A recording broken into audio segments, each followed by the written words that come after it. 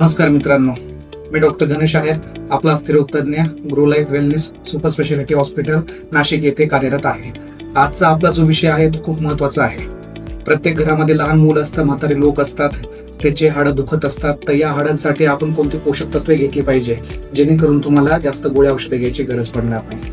तर सगळ्यात महत्वाचं हाडांसाठी, स्नायूंसाठी जे असतं त्याला कॅल्शियम म्हणतात. तर ह्या कॅल्शियमसाठी आपण काय खाल्लं पाहिजे? तर व्हेज प्रॉडक्ट मध्ये सगळ्यात महत्वाचं म्हणजे फळांमध्ये जर गेले तर संत्री आणि मोसंबी, तसेच दूध, दुधाचे पदार्थ, बदाम, चीज, पनीर, विविध डेअरी प्रोडक्ट्स, दही, ताक, हिरव्या पालेभाज्या, तसेच कारले, भेंडी, मेथी, शेपू, सोयाबीन, ब्रोकोली, डाळी, रागी, नाचणी आणि तीळ या ज्या गोष्टी असतात याच्यामध्ये कॅल्शियम बऱ्या प्रमाणात असतात.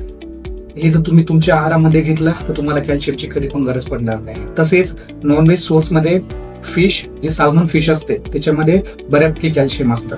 आता बहुतेक लोक विचारतात, सर व्हिटॅमिन D3 आणि कॅल्शियम मध्ये फरक काय? तर तुम्हाला एक साधं उदाहरण देतो.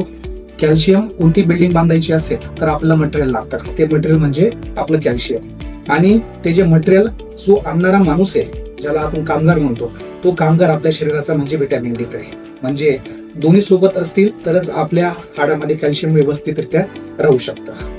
तर आता या व्हिटॅमिन D3 कशापासून भेटतं? तर सगळ्यात महत्वाचं कोवळं ऊन.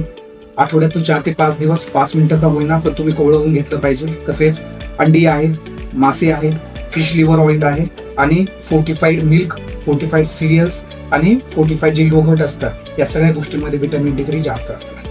आता व्हिटॅमिन D3 आपण जे काही खातो, जे मी तुम्हाला अन्न पदार्थ सांगितले, ते पचण्यासाठी आपल्या शरीरामध्ये, आतड्यांमध्ये व्हिटॅमिन D3 महत्वाचं आहे. व्हिटॅमिन D3 जे काही आपल्या आतड्यांमध्ये आहार येतो, ते आहारामधून कॅल्शियम मध्ये घ्यायचं काम हे व्हिटॅमिन D3 करतं, आणि त्या कॅल्शियमला हाडामध्ये पोहोचवण्याचं काम सुद्धा व्हिटॅमिन D3 करतं. आता कोणकोणते पदार्थ तुम्ही टाळले पाहिजे? तर बाहेर जे प्रोसेस फूड असतात ते कंट्रोल केलं गेलं पाहिजे, ते कमी खाल्लं गेलं पाहिजे. तसंच जे काही सॉफ्ट ड्रिंक असतात ते सुद्धा कमी खाल्ले गेले पाहिजे. तर अशा पद्धतीने हा आहार जर तुम्ही घेतला तर तुम्हाला तुमचे हाडं, स्नायू मजबूत राहतील आणि तुमची फॅमिली सुद्धा मजबूत राहील. धन्यवाद.